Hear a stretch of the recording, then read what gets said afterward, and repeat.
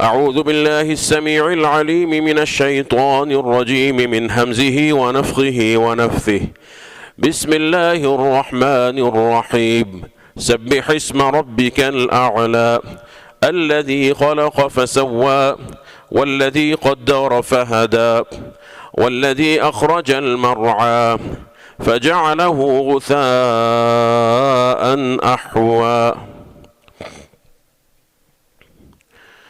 اللہ رب العزت نے قرآن کریم فرقان حمید میں ہمیں جامع اور عظیم تعلیمات، آیات، بینات عطا فرمائی ہیں، جس میں انسانیت کے لیے ہر طرح کی خیر اور ہدایت ہے اور ہر طرح کے شر سے نجات ہے۔ اس میں مختلف صورتیں بھی ہیں جو مختلف موضوعات پر مشتمل ہیں، اور ان میں جامعیت اور بلاغت ہے۔ اگر انسان ان پر غور کرے تو ایک صورت یا قرآن کریم کی ایک حکمت، موعظت، جس پر انسان نے تدبر کیا اور اس پر عمل کیا تو اللہ کی رحمت سے وہ اس کو کامل نجات اور فلاح کی ضمانت دیتی ہے۔ اس لیے کہ انسان جب کوئی نیکی کرتا ہے اور اللہ کی طرف بڑھتا ہے اس کی رحمت کے حصول کا طلبگار ہو کر، تو اللہ اس کے لیے خیر اور ہدایت کے تمام راستے کھول دیتے ہیں۔ تو وہ ایک آیت جس کے فہم کے لیے انسان محنت اور جستجو کرتا ہے، اللہ اس کی برکت سے اپنا قرآن، جمعی قرآن اور اپنی حکمت اور شریعت کا فہم آسان فرما دیتے ہیں۔ کوئی انسان دنیا میں یہ نہیں کہہ سکتا کہ میں نے اللہ کی طرف بڑھنے کی کوشش کی، میں نے جستجو کی کہ اللہ کا حکم جانوں، اللہ کی اطاعت کروں، اللہ کے احکامات پر عمل کروں، لیکن میرے لیے میسر نہ ہو سکا، مشکلات آ گئیں، اس لیے میں دین سے، ہدایت سے محروم رہا۔ یہ کسی کا بھی عذر کبھی مقبول نہیں ہو سکتا، اس لیے کہ یہ لغو اور باطل ہے۔ اللہ قرآن میں فرماتے ہیں وَالَّذِينَ جَاهَدُوا فِينَا لَنَهْدِيَنَّهُمْ سُبُلَنَا، کہ جو ہمارے طرف بڑھتے ہیں اور ہمارے راستے پر چلنے کی کوشش کرتے ہیں، اللہ کے قرب میں، اللہ کی محبت میں اور اللہ کے چہرہ ذوالجلال کی طلب میں، اللہ فرماتے ہیں کہ میں ان کے لیے ایک نہیں بہت سے راستے کھول دیتا ہوں۔ اگر فرض کر لیا جائے کہ دنیا میں انسان کے لیے تمام راستے بند کر دیے گئے ہیں، تمام راستے بند کر دیے گئے ہیں اور اس کے سامنے کوئی راستہ ایسا نہیں ہے کہ جس کے ذریعے وہ حق کی معرفت حاصل کر لے، لیکن اگر اس کے اندر جستجو موجود ہے وَالَّذِينَ جَاهَدُوا فِينَا لَنَهْدِيَنَّهُمْ سُبُلَنَا، تو اللہ اس کے لیے وہ نئے راستے پیدا فرما دیں گے، وہ نئے راستے اور نئے دروازے کھول دیں گے جو اس کے وہم و خیال میں بھی نہیں ہوں گے اور کسی کے وہم و خیال میں نہیں ہوں گے۔ اس لیے کہ اللہ رب العزت احکم الحاکمین ہے، مخلوق جمیع کی جمیع اس کی محتاج ہے، وہ کسی کا محتاج نہیں۔ تو آج چونکہ ہمارے پاس وقت مختصر ہے، خطبہ تاخیر سے اس کا آغاز ہو رہا ہے، اس لیے میں بالکل مختصر انداز میں آپ کے سامنے قرآن کریم کی بہت ہی ایک عظیم صورت کے کچھ دروس رکھنا چاہ رہا ہوں۔ سورۃ الاعلیٰ مکیہ، مکی صورت ہے، اس کی 19 آیات ہیں۔ یہ بہت عظیم صورت ہے جس میں اللہ رب العزت کے عظیم اسماء اور اللہ سبحانہ و تعالیٰ کی تسبیح اور اللہ کی پاکیزگی، کبریائی سے اس کا آغاز ہوتا ہے۔ یہ وہ صورت ہے کہ نبی کریم صلی اللہ علیہ وسلم نے اس کو ہر رات تلاوت فرمایا۔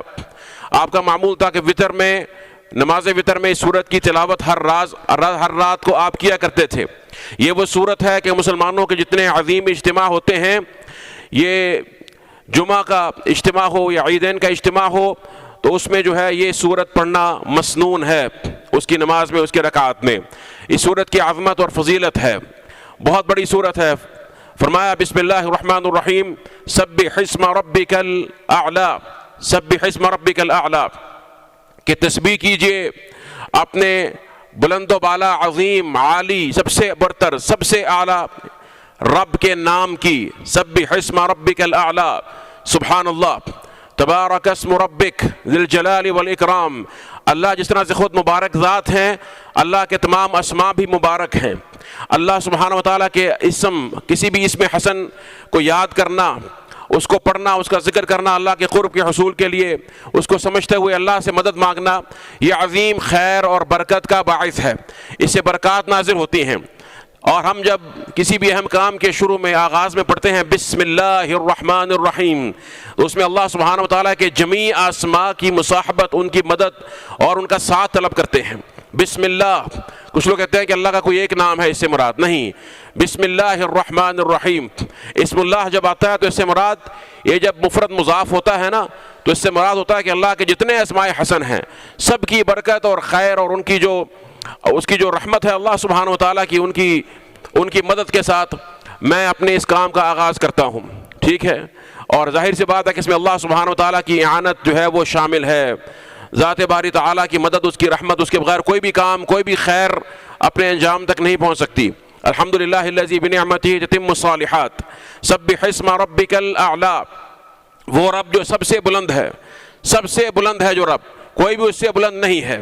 اللہ رب العزت کی ایک صفت ہے العلی، العلی، علو، یعنی وہ سب سے برتر اور سب سے بلند ہے، سب سے اوپر ہے، اس سے اوپر کوئی چیز نہیں ہے، کچھ نہیں ہے، نہ باطنی طور پر، نہ ظاہری طور پر، نہ مادی طور پر، نہ حسی، کسی بھی اعتبار سے سب سے بلند و برتر وہ ہے، اپنی ذات کے اعتبار سے بھی اور اسی طرح سے اپنی صفات کے اعتبار سے بھی۔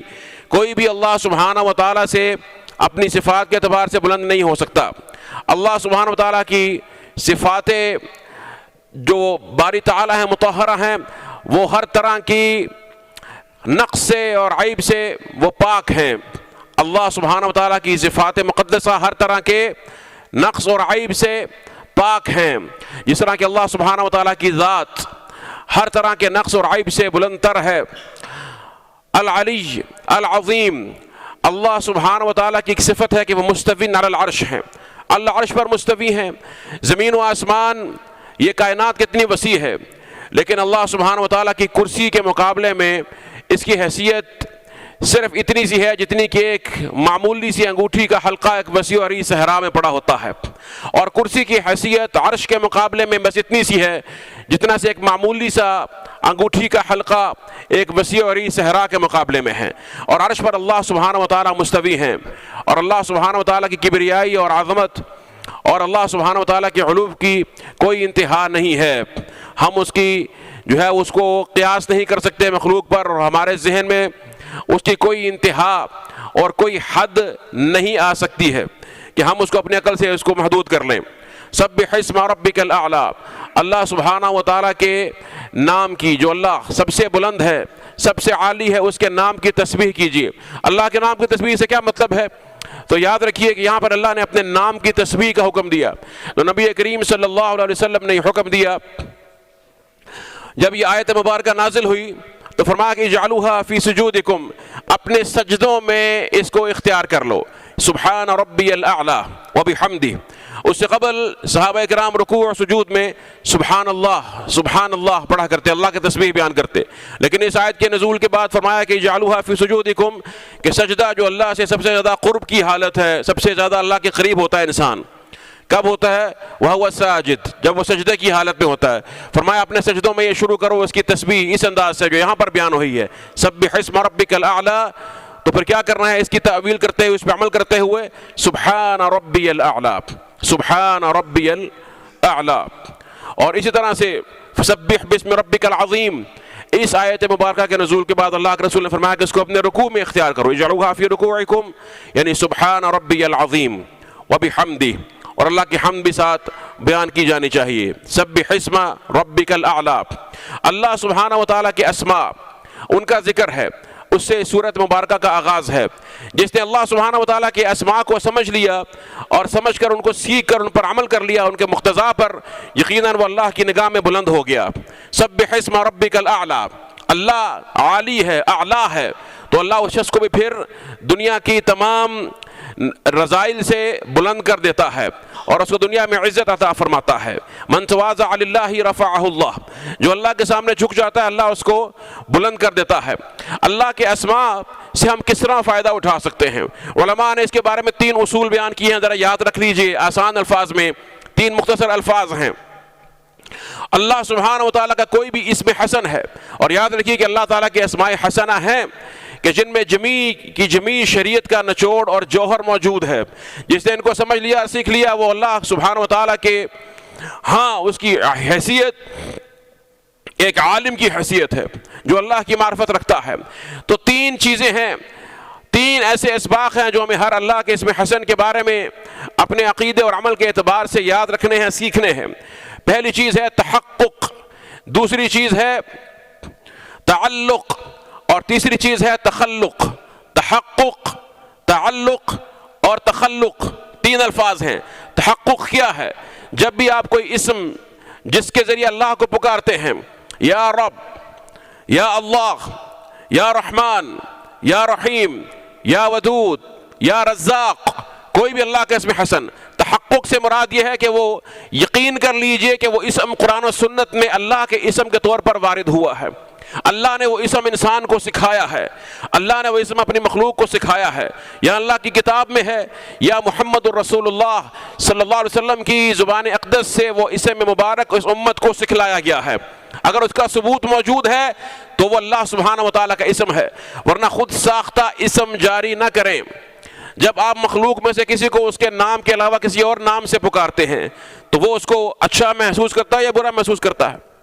یقیناً اسے برا محسوس ہوتا ہے، اس کو اپنی توہین محسوس ہوتی ہے کہ یہ میرا نام نہیں ہے، آپ مجھے کیوں اس نام سے پکارتے ہیں؟ للہ الاسماء الحسنى فادعوہ بها وذروا الذین یلحدون فی اسمائہ، فرمایا اللہ سبحانہ و تعالیٰ کے تمام نام حسنہ ہیں، اعلیٰ ہیں، شاندار ہیں، خوبصورت ہیں، اسی کے ساتھ اللہ کو پکارا جائے۔ وَذَرُوا الَّذِينَ يُلْحِدُونَ فِي أَسْمَائِهِ، اور جو ایسا نہیں کرتے وہ اللہ کے ناموں میں الحاد کرتے ہیں، اللہ کے ناموں میں کجی اور کفر کا شکار ہے، اس لیے اللہ کو انہی ناموں سے پکارا جائے۔ اسی طرح سے اللہ کے نام مخلوق کو دینا، جب یہ تحقق ہو گیا کہ یہ نام اسم حسن اللہ سبحانہ و تعالیٰ کا ہے، تو اس نام کے ساتھ پکارا جانا صرف اللہ ہی کا حق ہے۔ اس نام کو مخلوق کی طرف موڑ دینا، اس مخلوق کے لیے اس نام کو استعمال کرنا، یہ بھی الحاد ہے اللہ کے اسماء میں۔ للہ الاسماء الحسنى فادعوہ بها، پہلی چیز ہے تحقق۔ دوسری چیز تعلق، اس اسم کے ساتھ آپ کی محبت قائم ہو جائے، آپ کا دل کا ایک تعلق قائم ہو جائے۔ انسان دنیا میں جس سے محبت کرتا ہے اس کے نام سے بھی محبت کرتا ہے، اس کے نام سے بھی محبت کرتا ہے۔ اس کا جو محبوب ہوتا ہے جس کو وہ جتنا زیادہ یاد کرتا ہے اتنا ہی اس کے نام سے اس کو ایک لگاؤ اور محبت ہوتی ہے۔ تو اللہ سبحانہ و تعالیٰ کی محبت کیسی ہے اہل ایمان کے دلوں میں؟ والذین آمنوا اشد حبا للہ، اس کی محبت وہ ہے جو تمام کائنات کی، جمیع کائنات کی محبتوں پر غالب ہے۔ جب سب سے زیادہ محبت اللہ حکم الحاکمین کی ہے تو پھر اس کے نام کی محبت کیسی ہونی چاہیے، اس کے نام سے تعلق کیسا ہونا چاہیے، دل کا تعلق کیسا ہونا چاہیے۔ یہ نام ہمیں یاد ہونے چاہیے، ان کے معانی یاد ہونے چاہیے، اور معلوم ہونا چاہیے کہ ان میں اللہ سبحانہ وتعالیٰ کی کون کون سی صفات اور کیسے کیسے اللہ سبحانہ وتعالیٰ کے افعال جو حسنہ ہیں وہ بیان ہو رہے ہیں، اور اللہ کے کیسے خوبصورت اسماء ہیں، تاکہ ہم اپنے رب کو ان کے ذریعے یاد کر سکیں۔ سبح اسم ربک الاعلی، تعلق۔ اور تیسری بات تخلق ہے۔ تخلق وہ اخلاق اختیار کرنا جو اللہ سبحانہ و تعالیٰ کے نام پر ایمان کا تقاضا ہے۔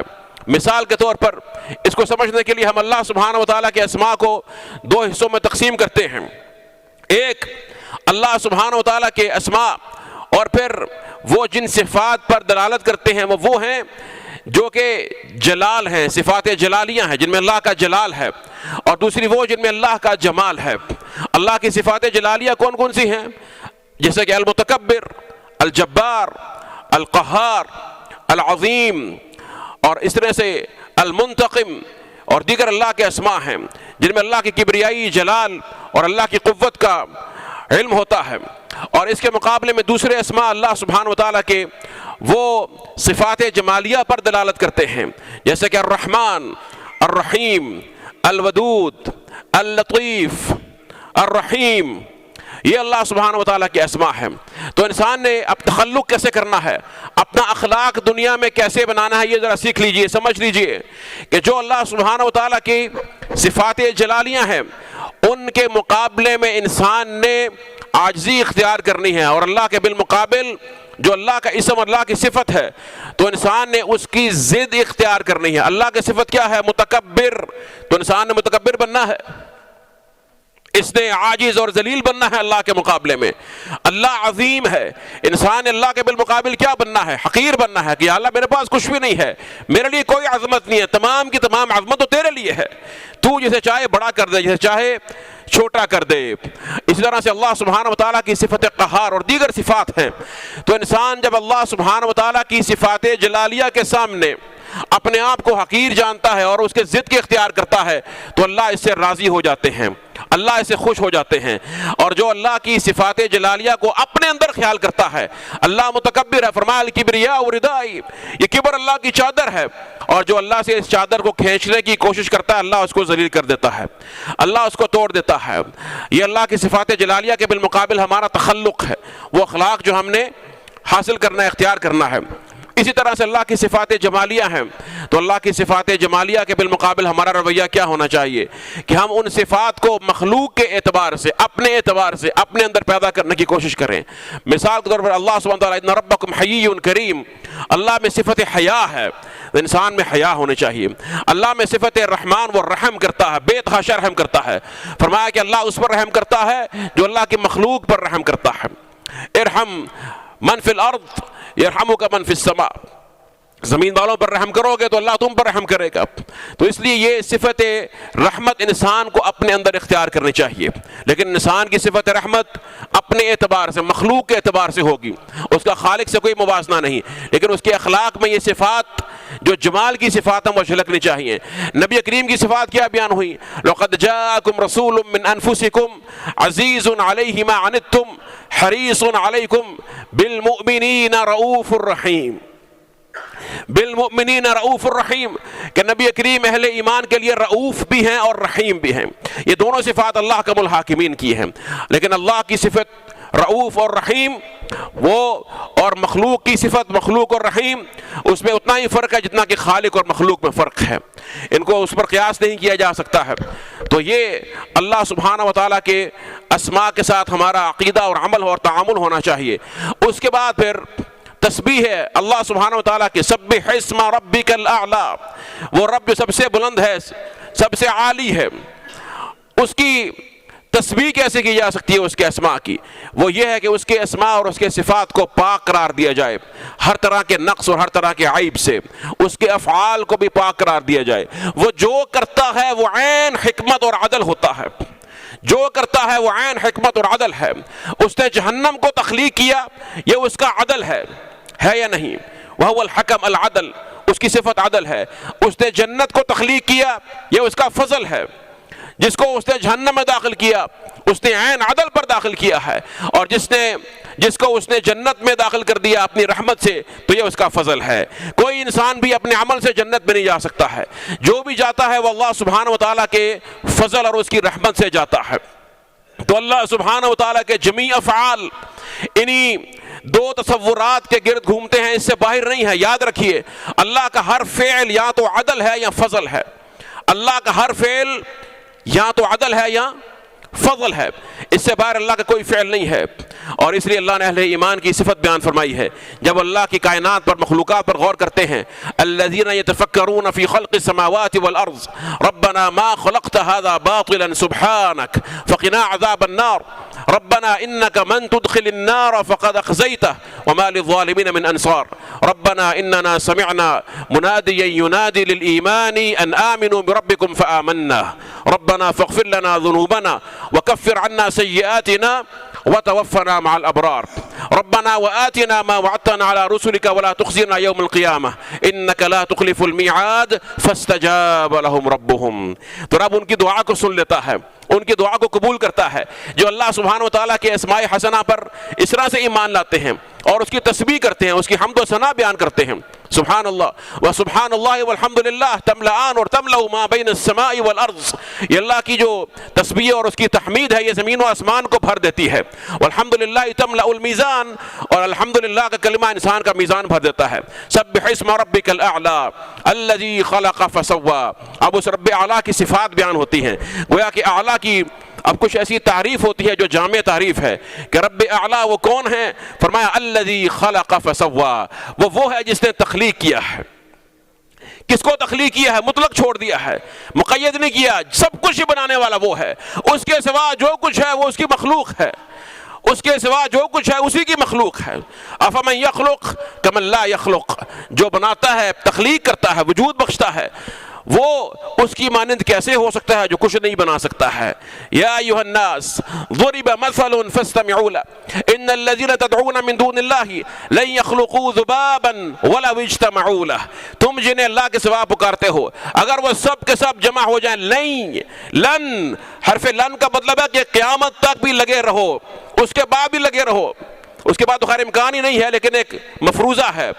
لیکن فی الحال ہم اس کو دنیا کے اعتبار سے دیکھتے ہیں، سیاق کے اعتبار سے اس کو مقید کرتے ہیں، تو ہم کہتے ہیں کہ لن یخلقوا ذبابا ولو اجتمعوا له. یہ سب کے سب جن و انس بھی اکٹھے ہو جائیں، اپنے تمام وسائل کو لے آئیں، اپنی تمام سائنس کو لے آئیں، ایک مکھی بھی نہیں بنا سکتے ہیں. اور مکھی بنانا تو بہت دور کی بات ہے. وَإِن يَسْلُبْهُمُ الذُّبَابُ شَيْئًا لَا يَسْتَنقِذُوهُ مِنْ ضَعْفِ الطَّالِبِ وَالْمَطْلُوبِ. اگر مکھی کوئی چیز ان سے چھین لے، ان کی غذا میں سے، اس سے وہ واپس بھی نہیں لے سکتے ہیں، اس لیے کہ مکھی کے منہ میں جیسے ہی وہ چیز جاتی ہے تو تحلیل ہو جاتی ہے. سبحان اللہ، اللہ کی قدرت ہے. اپنے تمام یہ وسائل لے آئیں اور سائنٹیفک آلات لے آئیں، چیلنج موجود ہے، ایک مکھی کے اوپر لگا کر دیکھ لیں اور اس مکھی سے وہ چیز واپس نہیں لے سکتے. الذی خلق فسوا، پھر اس نے برابر کیا، اعتدال کے ساتھ بنایا ہے. خلق نہیں ہے، ساتھ تسویہ بھی ہے. سوا کا مطلب ہوتا ہے کہ اعتدال کے ساتھ. آپ کے دونوں ہاتھ ہیں، یہ ہاتھ یوں کیجئے اپنا دایاں اور پھر بایاں، اور دیکھیے کہ آپ کی انگلیوں میں کیسی مناسبت ہے، اور دائیں اور بائیں ہاتھ کی انگلیوں کو دیکھیے اور اپنی دونوں آنکھوں کو دیکھیے. سبحان اللہ، کیسی سمیٹری اور بیلنس ہے. اور یہ انسان کی تخلیق کے اندر بھی ہے اور اللہ کی شریعت کے اندر بھی ہے. اللہ الذی انزل الکتاب بالحق والمیزان، اللہ نے یہ کتاب آسمان سے اتاری، اس میں حق اور میزان ہے، عدل ہے، جس کے اندر توازن ہے، ہر چیز عین اعتدال پر ہے. فرمایا لقد خلقنا الانسان فی احسن تقویم، بہترین قامت پر، بہترین تقویم اور بہترین اندازے کے ساتھ تخلیق فرمایا ہے. الذی خلق فسوا. فرعون نے پوچھا موسیٰ علیہ السلام سے آپ کے رب کی صفات کیا ہیں، وہ کون ہے؟ تو فرمایا کہ ربنا الذی اعطى كل شیء خلقہ ثم هدى. میرا رب وہ ہے جس نے ہر چیز کو اس کی یہ خلقت اور صورت بخشی ہے اور اس کے بعد اس کو اس نے ہدایت دے دی ہے. اور سبحان اللہ، هو اللہ الخالق البارئ المصور. اللہ کے اسماء حسنہ ہے، کبھی غور کیا ہے قرآن کریم پہ؟ غور فرمائیے ذرا. هو اللہ الخالق الباری المصور، تین اسماء ہیں، تینوں بنانے کے معنی میں ہیں، گھڑنے کے معنی میں ہیں، لیکن فرق ہے تینوں میں، تینوں کو الگ الگ استعمال فرمایا. الخالق، جس نے بغیر کسی یعنی انسان کو وجود بخشا ہے، اس کا مادہ بھی تخلیق کیا اور اس کے بعد اس کو وجود بخشا، اس مادے کو شکل بھی دی، عدم سے وجود میں لے کر آیا. الخالق، اللہ الخالق الباری. بریت القلم، کبھی دیکھا قلم کو تراشتے ہیں؟ کیوں تراشتے ہیں قلم کو؟ تاکہ وہ لکھ سکے. ٹھیک ہے، جس چیز سے وہ بنتی ہے اس کو تراشنے کے بعد اس کو مقصد کے قابل کرتے ہیں کہ جس مقصد کے لیے میں تراش رہا ہوں. کسی لکڑی کو تراشتا ہے تو کیوں تراشتا ہے؟ کہ اس نے فلاں جگہ پر استعمال ہونا ہے، اس کے اس مقصد کو سامنے رکھ کر تراشا جاتا ہے. ایسے ہی ہے نا؟ سبحان اللہ. الخالق، ماں کے پیٹ میں سب کچھ ہوتا ہے. الباری، پھر اس کو وہ شکل دی جاتی ہے، اس کی ہڈیوں کو اور اس کے تمام اعضاء کو اسی طرح سے. المصور، پھر اس کو صورت دی جاتی ہے. هو الذی صورکم فاحسن صورکم، اور کیسی شاندار صورت دی ہے کہ دو انسان پکڑتے ہیں، صورتیں ان کی مختلف ہوتی ہیں، ایک ہی انسان ہے لیکن اللہ نے صورتیں مختلف بنائی ہیں جس طرح چاہا. هو الذی خلقکم فصورکم، اور فرمایا کہ الذی خلقک فسواک فعدلک، خلقک فسواک فعدلک فی ای صورت ما شاء رکبک. یہ اللہ ہے. الذی خلق فسوا والذی قدر فہدی، پھر اس نے اندازہ مقرر کیا ہر چیز کا اور ہدایت دی. ہدایت کیا ہوتی ہے؟ ربنا الذی اعطى كل شیء خلقہ. قرآن پہ غور فرمایا کریں، سب کچھ ہے اس کے اندر، ہماری تمام مصیبتوں کا، بلاؤں کا حل ہے. لوگ کہتے ہیں کہ قرآن پڑھنے سے کیا ہو جائے گا؟ میں کہتا ہوں قرآن پڑھنے سے کیا نہیں ہو جائے گا، کیا نہیں ہو جائے گا. ایک آیت کی تلاوت انسان محبت سے کر لے اللہ کو راضی کر کے. تدبیر یعنی تدبر نہیں ہے نا، تدبر نہیں ہے. اللہ نے قرآن کو نازل فرمایا تدبر کے لیے. تدبر کریں، آپ کے گھروں کے دکھ دور نہ ہوں تو پھر آپ کہیے گا، آپ کے غم دور نہ ہوں، آپ کو اللہ کی رحمت سے رزق نہ ملے، آپ کے تمام مشکلات حل نہ ہوں اور اللہ کی نعمتیں آپ پر نچھاور نہ ہوں تو پھر آپ کہیے گا ہر طرح کی. اور سب سے بڑی نعمت دین کی نعمت. تو تدبر چیز کیا ہوتی ہے؟ تدبر یہ نہیں ہے کہ میں نے پڑھا الحمدللہ رب العالمین، تمام تعریفیں اللہ کے لیے ہیں جو تمام جہانوں کا مالک ہے، بس تدبر ہو گیا. نہیں، تدبر یہ نہیں ہے، تدبر یہ ہے کہ میں نے پڑھا سبح اسم ربک الاعلی الذی خلق فسوی، میں نے آپ کو اس کا مفہوم بتا دیا۔ اب آپ میں سے ہر شخص مجھ سمیت یہ غور کرے بیٹھ کر کہ اللہ تو نے تو فرما دیا کہ سبح اسم ربک الاعلی، لیکن اس کے اندر یہ حکم کس کے لیے؟ میرے لیے حکم ہے نا، اللہ کا کلام، خطاب کس کو ہے؟ مجھے ہے۔ تو مجھے کیا کرنا ہے؟ میرے لیے اس میں کیا پیغام ہے کہ تیرا حکم تو آ گیا سبح اسم ربک الاعلی، لیکن اس کا مجھ سے کیا تعلق ہے؟ میرے ساتھ کیا ریلیونس ہے؟ میری لائف کے ساتھ، میری زندگی کے ساتھ۔ سبحان اللہ، تدبر ہے۔ غور کیجئے، بیٹھیے آدھا گھنٹہ غور کریں، کاغذ پر لکھیں کہ میرے مالک نے کہا تھا سبح اسم ربک الاعلی الذی خلق فسوی، اپنی صفات بیان کرتا ہے، مجھے حکم دیا ہے تسبیح کا، لیکن اس حکم کا میری ذات کے ساتھ کیا تعلق ہے اور میرا کیا عمل وجود میں آنا چاہیے؟ جب آپ کچھ نکات کاغذ پر لکھ لیں گے، ان پر عمل کریں گے، پھر دیکھیے آپ کی زندگی میں نور کیسے آتا ہے۔ پھر دیکھیے اس قرآن کی تاثیر معاشرے پر اور انسانیت پر۔ والذی قدر فہدی والذی اخرج المرعى فجعلہ غثاء احوا، اور پھر یہ صفات بیان فرمائی واو کے ساتھ۔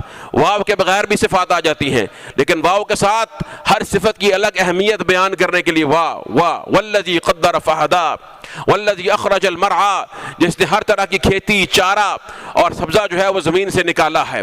اور آخری سٹیج اللہ نے ذکر کی ہے المرعى، پہلے حرث ہے کہ انسان بوتا ہے، اور اس کے بعد پھر زرع بنتا ہے جب وہ نکلتا ہے، اور اس کے بعد پھر مرعا ہے جو فائنل سٹیج ہے، جہاں پر انسان بھی فائدہ اٹھاتا ہے اس کھیتی سے، اور جانور بھی اس چارے کو کھاتا ہے، یہاں تک کہ پرندے بھی اس کو کھاتے ہیں۔ والذی اخرج المرعى فجعلہ غثاء احوا، فرمایا پھر اس کے بعد اس نے بنا دیا اس مرعا کو، اس چارے کو، اس خوب پکنے والی کھیتی کو کیا بنا دیا؟ اس کو بالکل مڑا توڑا ہوا گھاس پوس کی مانند چورا بنا دیا، سیاہ رنگ کا، جو سیاہ ہو گیا، مڑ گیا، دوسرے کے اندر مختلط ہو گیا۔ غثاء احوا، سبحان اللہ، زوال کی داستان سنائی ہے کہ زندگی میں سب کچھ زوال پذیر ہے، اور کیسی حکمت ہے، اللہ نے کھیت کا، زمین کی اجناس کا ذکر کیا ہے جس سے پوری انسانیت کا تغذیہ ہوتا ہے۔ تو فرمایا کہ جب زمین کی حالت یہ ہے، کھیتی اگنے کے بعد، سرسبز اور خوبصورت ہونے کے بعد، اور اس کے بعد پھر وہ سیاہ ہو جاتی ہے اور وہ چورا ہو کر ہوا میں اڑ جاتی ہے، حشیما تذروہ الریاح وکان اللہ علی کل شیء مقتدرا، تو جو اس کھیتی کو کھانے والا ہے وہ کہاں زندہ رہ سکتا ہے؟ ہر چیز کو زوال ہے، اس کی طرف اشارہ فرمایا کہ سنقرئک فلا تنسا، اے میرے حبیب ہم ان قریب اور ضرور آپ کو ہم پڑھائیں گے، پھر آپ نہیں بھولیں گے۔ جب اللہ پڑھا دے، اللہ علم سکھا دے، تو پھر انسان نہیں بھولتا ہے، اور جو قرآن کو بھول جائے تو اللہ کی طرف اس کو جو ہے وہ اس کو اس طرح سے کہے جیسے کہ اللہ کے رسول نے فرمایا کہ بئس ما لأحد من یقول نسیت آیت کیت وکیت، کہ کتنی ہی بری یہ بات ہے کوئی اس طرح سے کہے کہ میں قرآن پڑھنے کے بعد کہ میں فلاں آیت بھول گیا۔ فرمایا کہ بل ہوا نسی، بلکہ کہے کہ مجھے بھلا دی گئی، کیونکہ میں بھول گیا۔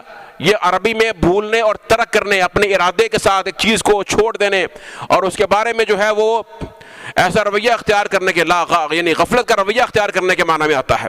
قرآن میں آتا ہے کہ اللہ نے قیامت کے روز بہت سے لوگوں کو اندھا اٹھانا ہے، وہ بولے گا کہ رب لم حشرتنی اعمی وقد کنت بصیرا، اللہ آج میں اندھا کیوں ہوں؟ دنیا میں میرے پاس آنکھیں تھی، بصارت تھی۔ فرمایا کذالک اتتک آیاتنا فنسیتھا، اس لیے کہ میری آیات تیرے پاس آئی تو نے ان کو بھلا دیا۔ تو اللہ کے رسول نے فرمایا کہ یہ مت کہو کہ میں بھول گیا، بلکہ یوں کہو کہ مجھے بھلا دیا گیا۔ اور فرمایا استذکر القرآن فلہو اشد تفصیا من صدور الرجال من النعم بعقلها، قرآن کو یاد کرتے رہو، دہراتے رہو، اس لیے کہ وہ اتنی تیزی کے ساتھ انسانوں کے سینوں سے نکلتا ہے کہ جتنی تیزی کے ساتھ اونٹ بھی اپنی رسی کھلے جانے پر نہیں بھاگتا ہے۔ قرآن کریم کے ساتھ انسان کا تعلق اور لگاؤ اور اس کا تذکرہ مسلسل ہونا چاہیے۔ سنقرئک فلا تنسا الا ما شاء اللہ، سوائے وہ جو کہ اللہ چاہے۔